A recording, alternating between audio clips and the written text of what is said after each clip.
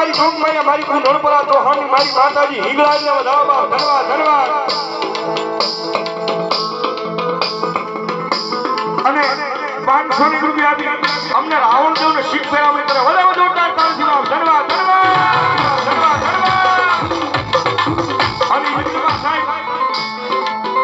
જેને ઘર ભાગને મારી ડંગડાની મારી જોગ મારી હોય મારી પૂજાજી હોય ભાઈ